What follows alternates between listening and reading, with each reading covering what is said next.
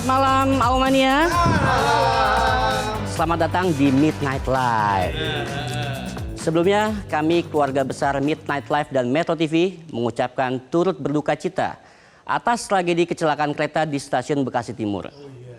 Doa kami teriring untuk korban dan keluarga korban yang ditinggalkan. Kita mulai saja, inilah Midnight Live.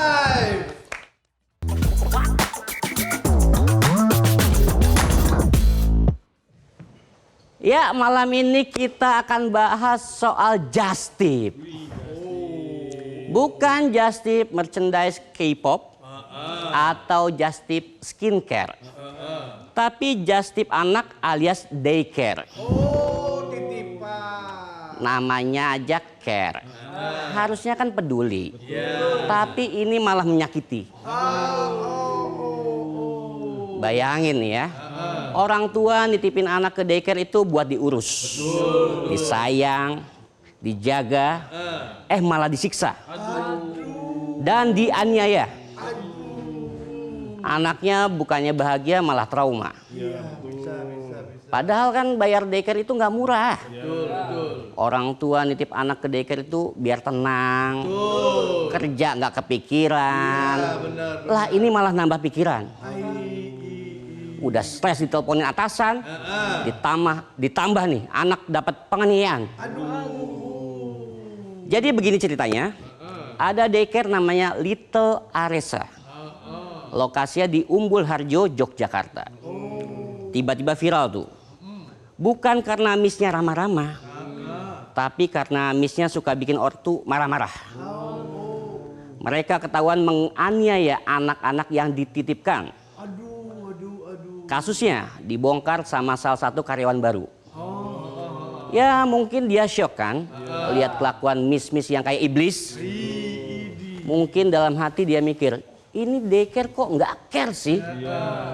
Dalam laporannya dia kasih bukti-bukti tuh ke KPAID dan Polres Yogyakarta. Dia juga kasih gambaran penelantaran dan penganiayaan yang dialami anak-anak balita di sana. Tega banget ya. Ngeri. Habis dapat laporan, Jumat kemarin tuh, KPAID dan Polres Yogyakarta langsung tuh capcus ke lokasi. Langsung digerebek tuh daycare tuh. Dan pas digerebek, mereka disuguhi pemandangan yang sungguh di luar nurul. Di luar naral dong. Nalar. Kalau penonton di luar kendali saya. Ada uang bensin kan? Pagi dong. Jadi pas digerebek, ternyata anak-anak balita di sana kaki dan tangannya diikat pakai kain. Ingat ya, diikat tuh, bukan dibedong. Bahkan anak-anak itu juga cuma pakai popok doang, alias nggak pakai baju. Emang kacau nih. Orang dewasa aja kalau nggak pakai baju bisa masuk angin. Bagaimana balita? Kalau penonton mah biasa ya masuk angin ya. Sering lembur. Sering nggak pakai baju juga nih, kelihatan nih. Sarungan doang, mainin burung. Ya masuk angin. Penonton kan masih toddler juga. Umurnya masih 7 bulan ya. Lewat 40 tahun. Polisi bilang kondisi daycare-nya juga memprihatinkan. Di sana cuma ada 3 ruangan ukuran 3 kali 3 meter. Dan setiap ruangan kecil itu diisi sama sekitar 20 anak yang tidur cuma pakai alas seadanya. Boro-boro spring bed, kasur lipat aja nggak ada. Bayangin, ruangan 3 kali 3 diisi sama 20 anak. Itu kamar buat bayi apa sel buat napi? Udah kayak penjara itu, over capacity. Nggak cuma ditelantarin juga. Polisi bilang kalau anak-anak itu juga diduga mengalami tindakan kekerasan. Dan sampai saat ini yang terkonfirmasi nih ada 53 anak mengalami kekerasan fisik. Dari total anak yang dirawat di daycare itu ada 103 anak. Dan usianya rata-rata masih di bawah 3 tahun alias batita. Nah fakta ini jelas nih bikin orang tua meletus balon hijau. Hatinya sangat kacau.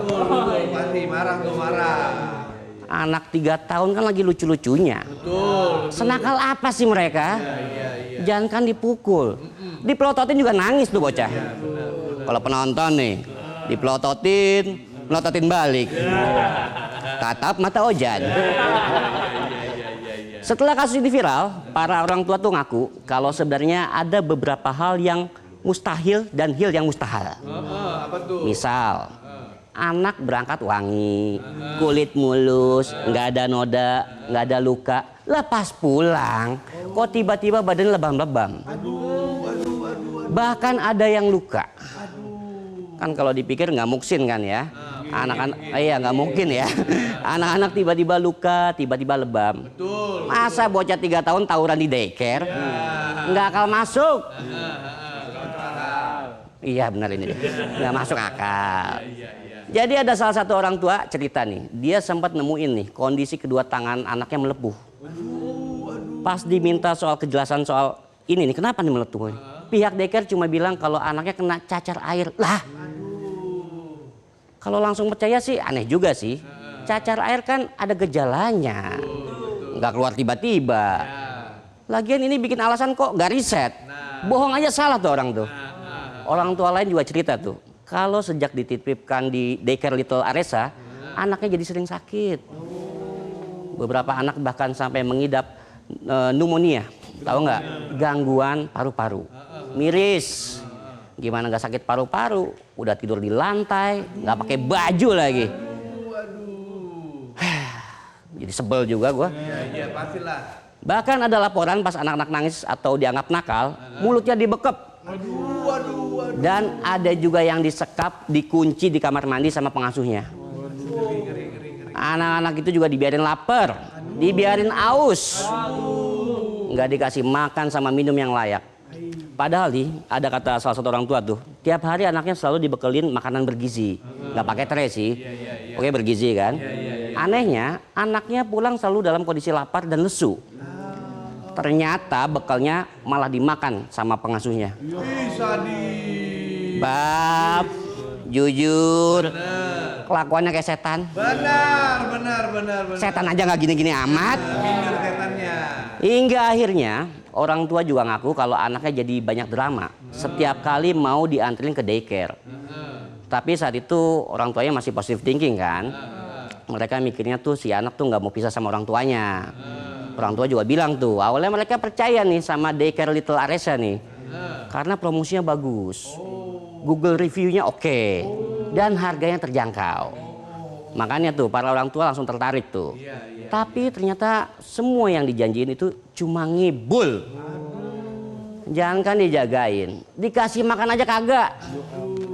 Padahal nih pas awal-awal datang ke lokasi nih, orang tua disambut hangat sama pengelola yayasan.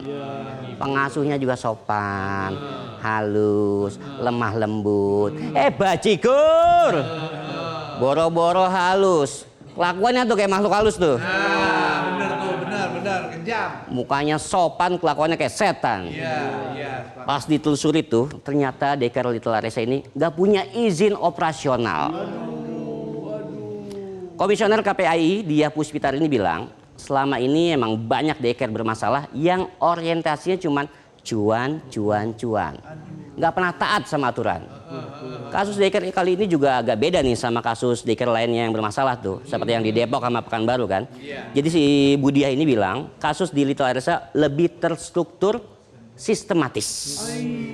Kalau ditambahin masif jadi kecurangan pemilu tuh. Jadi gini maksud sistematis itu, daycare Little Aresa ini kayak punya aturan di jam-jam yang sudah ditentuin anak-anak harus diikat. Ada jadwalnya. Terus ada juga tuh aturan buat orang tua tuh, mereka disuruh lapor dulu sebelum jenguk anak. Aduh, kacau. Ada jam khusus diikat. Dan sekarang juga ada 13 orang yang ditetapkan sebagai tersangka. Ada kepala yayasan, kepala sekolah, dan 11 orang pengasuh. Itu dari bos sampai jongos tuh. Kelakuannya boncos. Benar. Nah saat ini buat memulihkan psikologis korban, Pemkot Yogyakarta kasih pendampingan psikologis, ahli gizi dan ahli parenting. Termasuk buat orang tuanya, biar nggak trauma. Pemkot Yogyakarta juga memastikan bakal ngadain sweeping dan menindak tegas bagi jastip anak atau daycare yang nggak punya izin. Harus. Nah, kalau Menko Pembangunan Manusia dan Kebudayaan Pratikno juga ikut akad bicara. Kalau angkat beban Eko Yuli. tetangga saya. Bekasi tuh. Iya. Dia bilang pemerintah akan menggelar rapat buat mereview daycare se-Indonesia biar kasus serupa nggak terulang lagi. Bagus. Halo Pak Pratik, jangan cuma di review doang Pak, harus ditindak juga. Iya dong. Kalau di review mah di Google aja.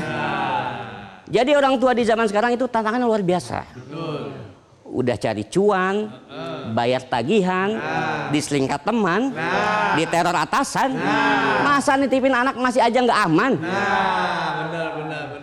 Kasus ini jelas harus jadi tamparan keras.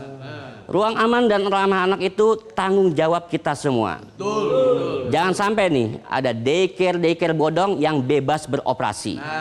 Cuma demi cuan. Tapi abai aturan. Dan buat daycare yang udah punya izin juga jangan sampai lolos dari pengawasan. Jangan sampai izin operasi cuma jadi syarat administrasi. Tapi kelakuannya tetap bikin kita ngeri. Ingat, jika bisnis pengasuhan anak tumbuh liar tanpa kendali, maka jangan heran kalau yang sakit bukan hanya fisik, tapi mental generasi penerus negeri. Itu dia sajian pembuka di Midnight Live kali ini. Sekarang hari apa sih? Hari Selasa. Ada sebat dong. Ada juga dua bintang tamu kita, musisi dua-duanya, nyanyi nih. Mau tahu? Rahasia. Pokok pelit banget. Tuh gue kasih gocap pas sama dibilang pelit aja.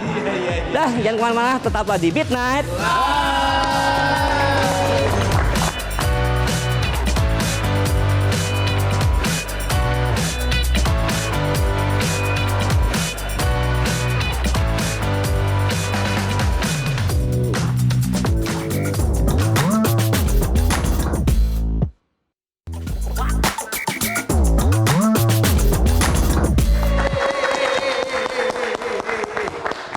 Udah mulai. Kita balik lagi di Midnight. Hari ini hari Selasa. Pasti ada sebat. Selasa baca komentar. Saya udah siap tuh buat baca komen dari Aumania. Ya enggak? Banyak temanya. Yang komen juga puluhan. Dia dok. Sabar dulu. Nggak rapi. Kamu tuh aset dari kantor. Kalau nggak rapi malu-maluin. BTW NDCP. Ente siapa nih tiba-tiba datang nih? Nggak kenal. Enggak. Saya Syekh Al Hadar hari ini akan bantuin Otong karena bosen lihat muka Otong dulu hari-hari ya kan. Jadi kita akan bantuin Otong di sebat, nggak usah lama-lama, inilah sebat.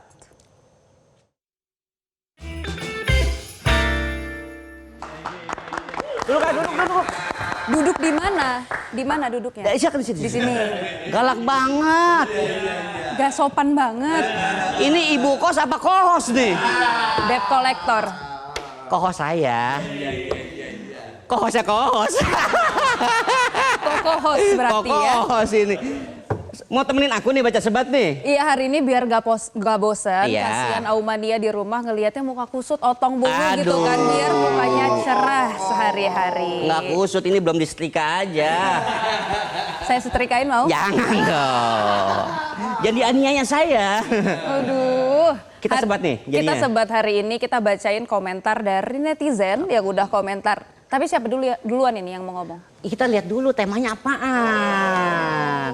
Oke, jadi Ini temanya nih, apa? temanya kita lihat di belakangnya nih. Apa red flag memilih daycare?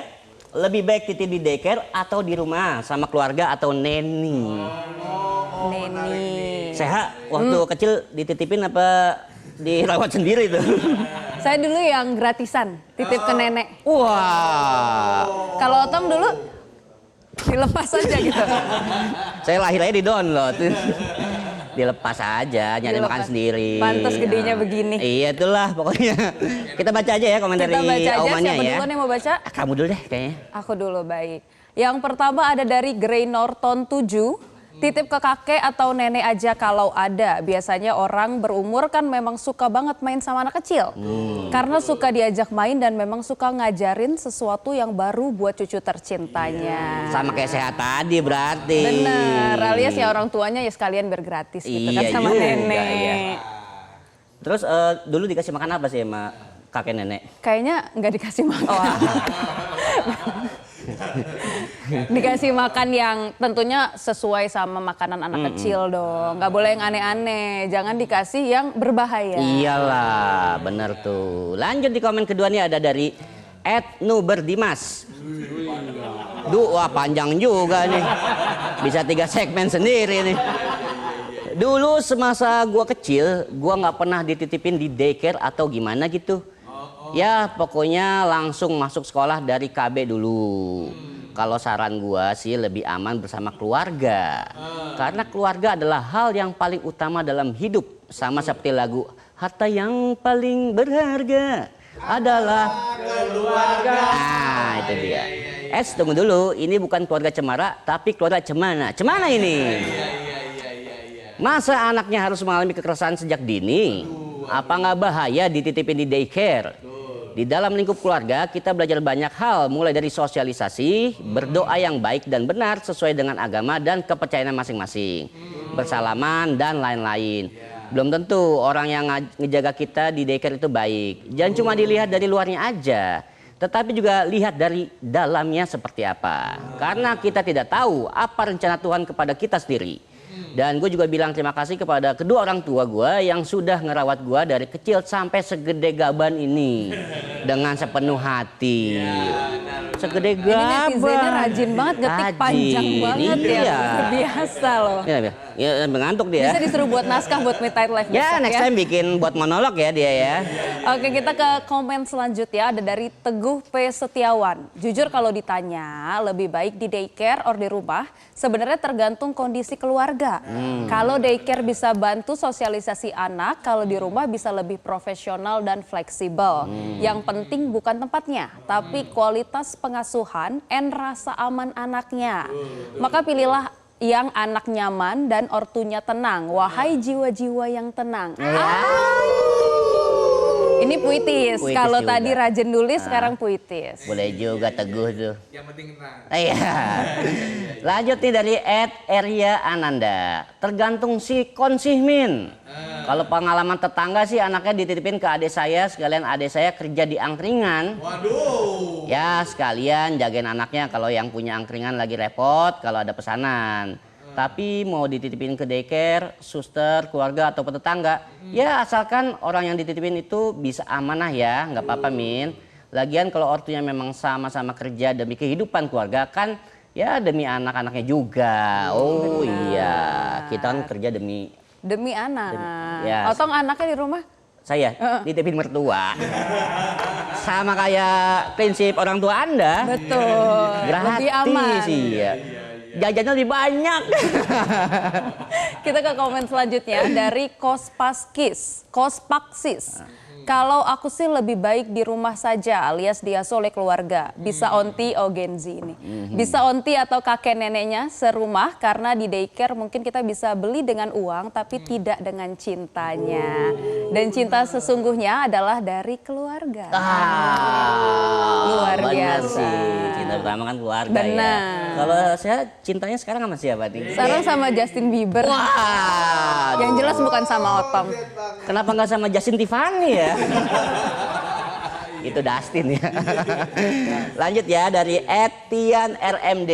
Alangkah baiknya sebelum menitipkan anak ke daycare sebagai orang tua harus tahu lebih dulu apakah daycare di daerah tersebut berizin atau enggak.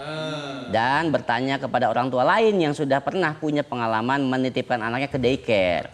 Tapi kalaupun si orang tua tidak setuju kalau anaknya mau dititipin ke daycare, alangkah baiknya dirawat dan dijaga oleh anggota keluarga sendiri.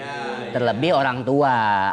Karena jika sang anak dititipkan ke keluarga kita, tentunya kasih sayangnya pun bisa 300%.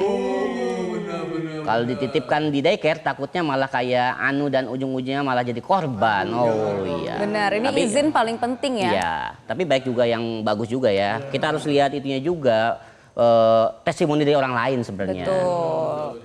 Ini ada dari Jaka_stage, titip di rumah dengan catatan keluarganya tersebut adalah suka dan sayang dengan anak. Soalnya ada beberapa kejadian juga yang anaknya dititip ke keluarga tapi si anak tidak dapat perhatian atau perlakuan dengan baik karena keluarganya status broken home. Akibat kesulitan ekonomi dan hal lain. Akan lebih bagus jika bisa saling bergantian jaga anak sendiri di rumah dari ibu, bapak, kakek, dan nenek agar tetap dapat perhatian yang baik dan anak tersebut tidak nakal di kemudian hari dengan pola asuh yang bagus dan bijak. Oh iya, sama kayak anak saya kan. Iya. Siangnya sama kakeknya, sorenya sama neneknya, bapaknya pulang malam. Aduh, tidak baik dicontoh ya Auman Iya, ya. tapi kan buat kita nyari cuan buat anak kita juga. Benar. Ada nggak sih cuannya? Jangan di-spill gitu Ada dong, malu dong, dong. ada. Malu dong. Kita sisihin. Lanjut ya, dari @akilat.faza. Menurut gue yang paling penting itu bukan pilihannya daycare atau di rumah, tapi kualitas pengasuhannya. Daycare bagus kalau tempatnya jelas, ada izin, CCTV, rasio pengasuh anak seimbang, dan program edukasi. Tapi red flags-nya kalau pengasuhnya galak, anak sering kelihatan takut atau nggak transparan ke orang tua. Kalau di rumah atau keluarga atau neni lebih personal dan anak bisa lebih nyaman. Tapi juga harus dipastikan pengasuhnya sabar, punya pengalaman dan nggak asal ngasuh. Banyak kasus justru masalah terjadi karena kurang pengawasan. Jadi intinya bukan di mana tapi siapa yang ngasuh dan gimana sistemnya. Orang tua juga harus tetap aktif mantau, bukan lepas tangan. Iya, setuju. Benar. Keren juga ya. Otong dipantau anaknya? Pantau terus Oke. melalui chat dari kakek neneknya. Atau CCTV, biasanya zaman CCTV. sekarang banyak CCTV belum pasang lagi nih. Ada kali yang mau masang. Aduh, kita lanjut ke Ata Intan 28. Gak ada yang salah, pilihan yang mungkin banyak ibu yang bekerja juga berat untuk memilih. Banyak ibu yang bekerja sebenarnya di dalam hatinya maunya 7 kali 24 jam sama anak. Mau dititip dimanapun dengan siapapun, resiko pasti ada. Dan ketika resiko datang, sang ibulah yang paling disalahkan. Semangat para ibu. Nah ini benar nih, banyak orang-orang di luar sana yang kalau anaknya kenapa-napa nyalahin ibunya. Iya. Ngomong-ngomong itu adik saya itu yang komen. Oh curhat Adik kandung jangan-jangan. saya, iya. Dia emang jagain anaknya terus. Anaknya kemarin ngeles 100 itu. Ponakan saya itu. Oh gitu? Iya betul. Iya sih. Yang penting kasih sayang buat anak tuh nggak bakal habis sih ya sebenarnya ya. Benar-benar. Kita juga kerja gini kan buat anak juga. Dan perlu di-highlight tuh kalau ke daycare memang harus dipastikan izinnya. Iya, benar. Terus petugasnya juga sudah harus benar dan baik ya kan. Thank you nih Sehan nih udah nemenin aku nih. Ya semoga Umania nggak bosen lihat muka Enggak lah. Otong terus Besok ya. nemenin aku lagi ya. Dipikir-pikir dulu. Jangan dipikirin dong. Ini tugas negara ini. Iya. Negara ya bukan? Pokoknya temenin aku ya besok ya. Iya. Besok kan ada ladies Bini night. nggak marah kan tapi? Istri nggak marah, cuman dikunciin saya. Nanti mau ada bintang tamu nih, Sehan. Siapa itu bintang tamunya? Ada Ade Govinda dan Gloria Jessica. Berarti akan ada konser gratisan malam ini di sini. Konser gratisan kita Konser malam ini. gratisan. Kita akan mellow bareng. Makanya jangan kemana-mana, tetaplah di Midnight.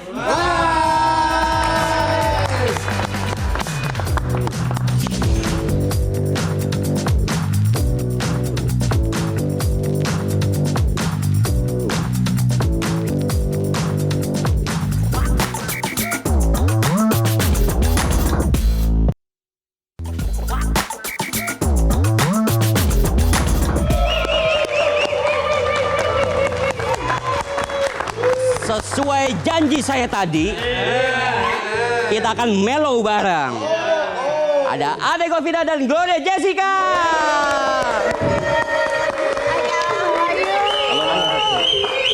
Aduh. Kita mau mellow bareng apa happy dulu nih? Happy dulu Happy lah. dulu ya. Happy Soalnya dulu. lagu baru aku dengerin.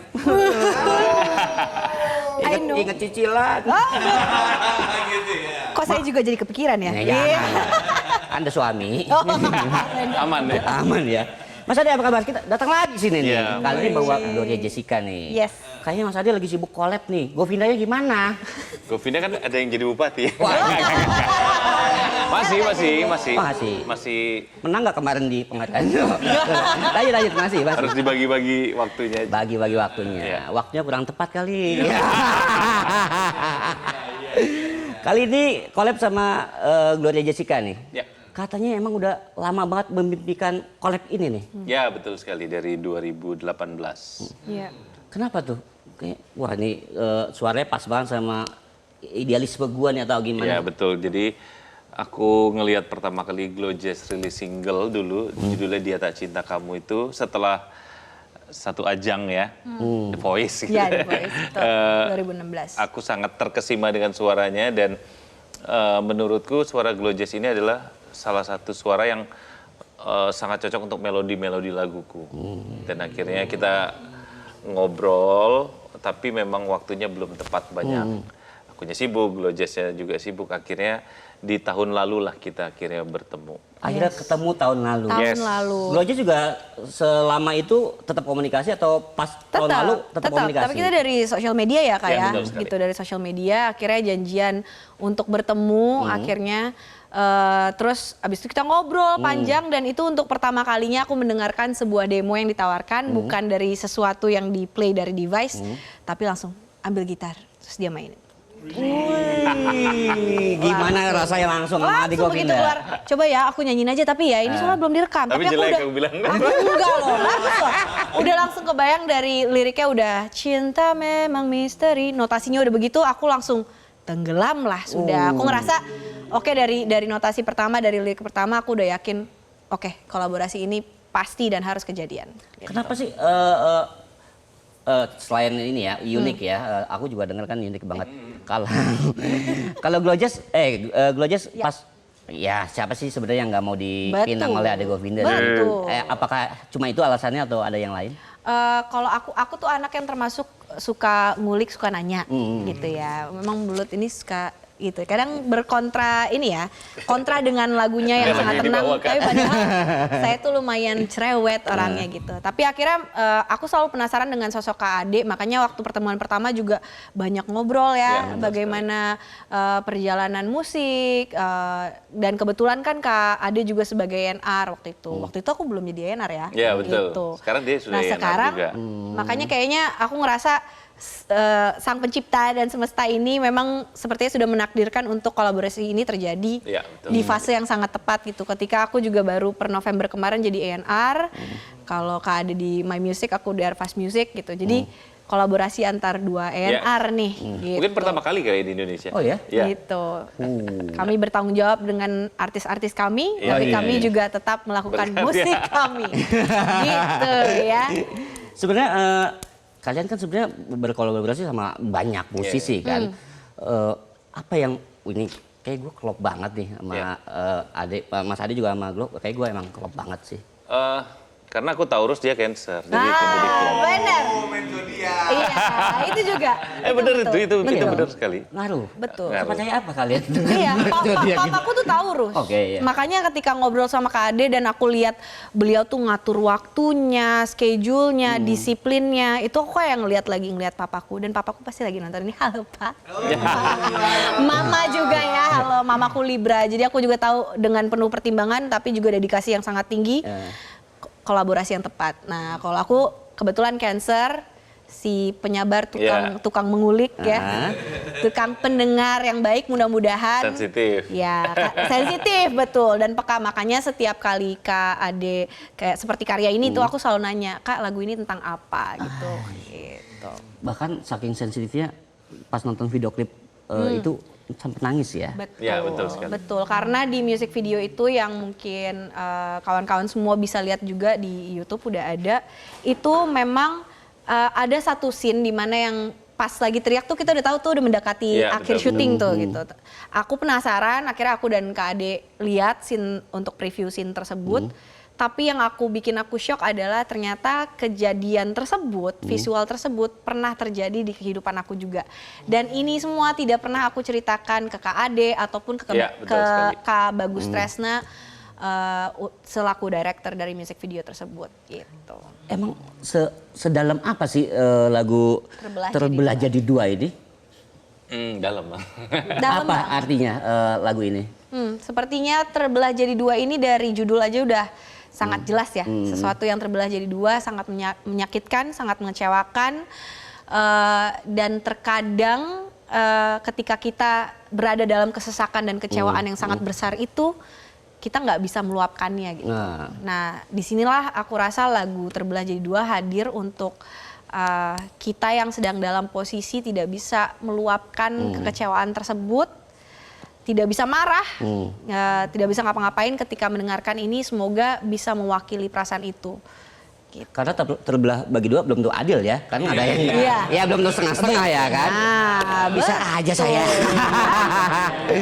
Di situ. Kalau Mas Ade terinspirasi dari mana lagu terbelah jadi dua ini? Dari masa lalu. Tapi udah lama. Udah. Di balik setiap penulis hebat ya, pembuat lagu hebat pasti banyak cerita hebat lainnya. Makanya bisa sedalam itu tulis lagunya. Emang katanya ya, kalau bikin lagu sedih tuh emang harus dialamin dulu. Setuju nggak Mas Ade? Betul. Kalau mau dapet yang bener-bener apa ya, berasa ada jiwanya, pasti biasanya emang cerita sendiri gitu. Jadi kayak kadang kalau pencipta lagu tuh ada jalan tol, ada jalan kerikil, dia lewat pilih yang kerikil. Istilahnya begitu biasanya. Setiap orang yang dibutakan oleh cinta kayaknya gitu Jadi ya. emang dicari yang Kalau ada yang Nggak susah mulus kenapa harus gitu. yang kenapa harus yang mulus? Ada part lirik mana yang bikin seorang glow? Glow Setiap. banget nih.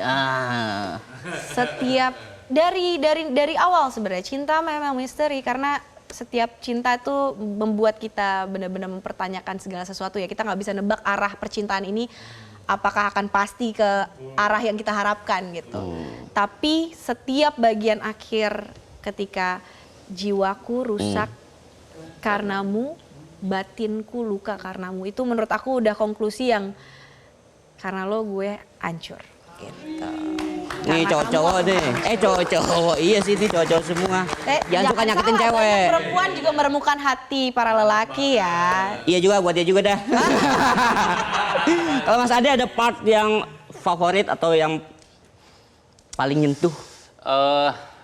kalau aku jujur di ini semuanya aku suka sih, dari audio, dari visualnya. Jadi memang satu project yang benar-benar, apalagi sampai detik ini rilis nih, hampir bisa dibilang ya lancar semuanya gitu, dan diberi semuanya tuh diberi kemudahan, semuanya diberi hasil yang maksimal. Bahkan Mas Ade pernah bilang kan, kalau dengerin lagu ini harus pakai earphone. Kenapa alasannya? Ya itu dia, karena suara Glow Jazz itu bisa membawa kita, walaupun kita nggak merasakan cerita itu, kalau lebih dekat ke telinga kita tuh kita seperti merasa kebawa ke arah lagi mengalami itu. Dan detail produksiannya juga sih dari Kak Ade. Itu bener-bener mixingannya detail banget, masteringnya. Terus setiap elemen tuh memang sangat diperlukan dan dibutuhkan di saat-saat yang memang tepat gitu. Kalau menurut Apa aku. itu alasan karena itu emang ini sangat proyek idealis seorang Ade Govinda ya? Jujur iya sih sebenarnya dibilang. Jadi kalau awalnya pasti ya, maksudnya aku pengen sama Glow Jazz itu single ini doang sebenarnya. Tapi ketika suara dia mengisi di sini, aku langsung bilang Glow Jazz. Seminggu kemudian kalau sepertinya rugi deh kalau aku cuman satu lagu. Jadi akhirnya ini dibikinlah album. Sekarang udah 7 lagu tapi memang baru rilis 1 single. Nanti akan ada 1 album berjudul Blue. Blue. Belum. Di follow ya, album. Iya, ada medsosnya juga, album.blue. Emang sengaja nih mau bikin nangis para pendengarnya apa gimana sih? Mas Ade nih. Blue banget nih. Ya apa ya, nggak tahu sih, suka aja sih menurutku. Menurutku juga orang terutama orang Asia tuh sangat suka lagu Patah Hati. Iya. Jadi kita mencoba idealis, tapi kita mencoba cari duit. Itu yang penting. Iya kan, bener kan? Benar. Balance ya, seimbang. Nangis banyak. Ini udah materi udah yang terekam? 7 lagu ya, Jess, ya? 7. Masih Niatnya kurang 3 mau lagi. 10 lagu? Iya dong. 1 album. Ini niatnya mau dicicil apa Enggak, mau memang ini? ya waktunya juga kita sama-sama ada kerjaan, ada yang lain. Jadi memang bagaimana caranya setiap kita ketemu tuh efektif aja. Iya. Jadi Efektif, efisien. iya, dan harus tahu porsi masing-masing itu ketika mengerjakan partnya itu ya harus profesional. Jadi semuanya jalannya enak aja sih. Rilisannya mau dicicil juga apa langsung habis ini satu dulu, habis itu gua brek Belum tahu sih, tapi ya yang penting kita selesain albumnya. datang lagi ke sini ya. Iya dong. Ya, itu betul. yang penting tuh. Betul. Target atau selain ini ada target lain nggak untuk project Blue ini? Targetnya ya semoga menjadi satu album yang ikonik di Indonesia. Maksudnya semua orang akan menikmati seluruh lagunya, bukan cuma singlenya, dan menikmati suara Glow Jazz dan menikmati semua lagu, semua lirik, dan apa ya, kita ini mengerjakan album Blue dengan sepenuh hati, jadi mohon didengerin juga dengan sepenuh hati. Wah, jadi full melo ya? Iya, ya, Nggak ada yang update. enggak. Ada dikit lah. Kunci minor semua tuh Iya. ya. Minor 6 lagi. Sedih banget. Terus kalau Glow Ya. ada project ini selain Glow ada musisi yang terlibat di album ini. Glow kan collab kan, ada musisi lain yang terlibat di album Enggak, Blue ini. jadi ini adalah kolaborasi yang memang semua lagunya dinyanyikan oleh Gloria Jessica. Jadi memang kayaknya ya yang layak di album ini ya dia sih gitu.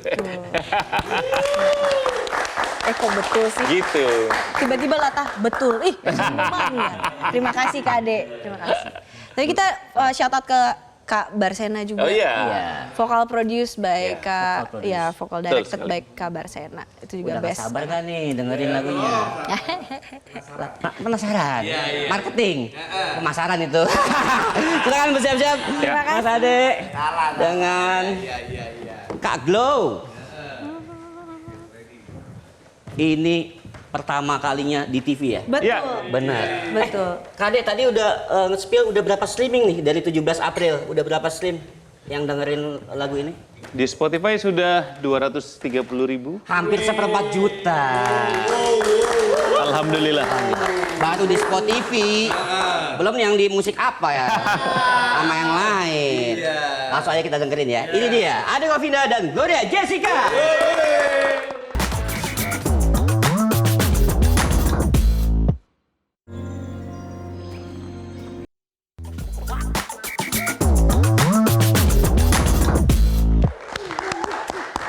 Masih di Midnight Live.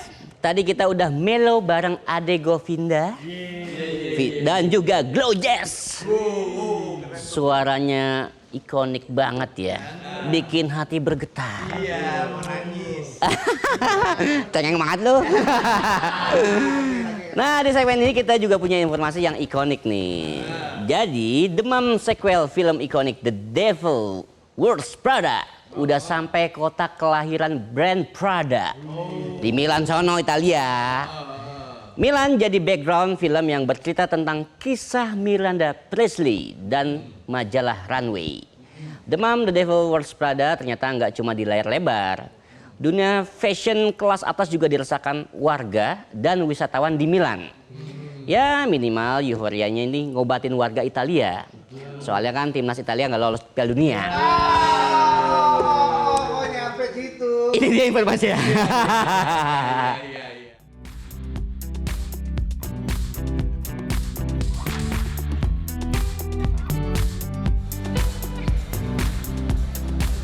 Di jantung kota Milan, tepatnya di Galleria Vittorio Emanuele, jejak sejarah rumah mode Prada yang berdiri sejak tahun 1913 masih terasa kuat. Meski film ini bukanlah bioptik tentang brand tersebut, namun nama besar Prada telah menjadi sinonim bagi keanggunan dan daya tarik mode yang tak terpisahkan dari identitas kota Milan. Proses syuting yang dilakukan saat Pekan Mode Milan September lalu sempat menghebohkan publik, di mana para pemain terlihat berada di tengah-tengah pagelaran busana asli. Hal ini seolah mengaburkan batas antara dunia sinematik dengan realitas industri fashion global. Ma se si fosse chiamato Il Diavolo Veste, segue un brand che nessuno conosce, questo film non avrebbe attirato l'attenzione, non sarebbe diventato, come accade sempre per le grandi maison, anche un fenomeno di costume, perché queste frasi iconiche che nel corso del primo film e che ritroveremo nel secondo fanno da slogan, le troviamo sulle t-shirt, le troviamo sulle tazze, le troviamo sui social, le troviamo nel linguaggio popolare, quindi assolutamente il film che è profondamente debitore, ma lo sapranno a Prada. Euforia ini pun dimanfaatkan oleh department store Rinascente dengan menghadirkan pop-up khusus. Di sini para penggemar bisa merasakan sensasi menjadi editor dengan berfoto di replika meja kerja Miranda Priestly hingga pose di sampul majalah Runway.